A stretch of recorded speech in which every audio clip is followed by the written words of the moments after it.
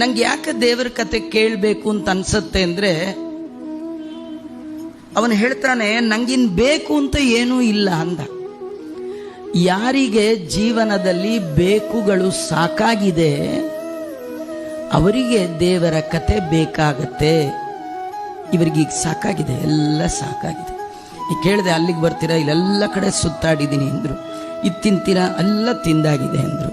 ಎಲ್ಲ ಮುಗಿದಿದೆ, ಇನ್ನೇನೂ ಬೇಕಿಲ್ಲ, ಅದಕ್ಕೆ ಭಾಗವತ ಬೇಕು ಅಂತ ಇವರೇ ಕೇಳ್ತಾರೆ. ಅಂದರೆ ಪರೀಕ್ಷಿತ ಮಹಾರಾಜ ಭಾಗವತಕ್ಕೆ ಯಾಕೆ ಕೂತ ಅಂದರೆ, ನಂಗೆ ಎಲ್ಲ ಸಾಕು ಸಾಕು ಅಂತ ಜೀವನದಲ್ಲಿ ಬಂದಾಗ ನೆಕ್ಸ್ಟ್ ವರ್ಡ್ ಬರೋದೇ ಭಗವಂತ ಬೇಕು. ಯಾರಿಗೆ ಇನ್ನೂ ಬೇಕುಗಳೇ ಇದೆ ಅವರಿಗೆ ಭಗವಂತ ಬೇಕಾಗಲ್ಲ. ನೋಡಿ, ಯಾರೋ ಕ್ಯಾರಿಯರ್ ಹಿಡ್ಕೊಂಡು ಆಫೀಸ್ ಕಡೆ ಅರ್ಜೆಂಟ್ ಹೋಗ್ತಿರ್ತಾರೆ, ಅವ್ರನ್ನ ಕೈ ಹಿಡಿದು ಒಂದು ನಿಮಿಷ ನಿಂತ್ಕೊಳ್ಳಿ, ಒಂದು ಭಾಗವತ ಶ್ಲೋಕ ಹೇಳ್ತೀನಿ, ಅಯ್ಯೋ ಬಸ್ ಮಿಸ್ ಆಗತ್ತೆ ಬಿಟ್ಬಿಡಿ ಸಾರ್ ಅಂತ. ಅವರಿಗೆ ಭಾಗವತ ಬೇಡ, ಅವರಿಗೆ ಬಸ್ ಮಿಸ್ ಆಗಿಬಿಡತ್ತೆ, ಅವ್ರ ಕಷ್ಟ ಅವರಿಗೆ ಅಲ್ವಾ. ಎಲ್ಲವೂ ಸಾಕಾಗಬೇಕು ಜೀವನದಲ್ಲಿ.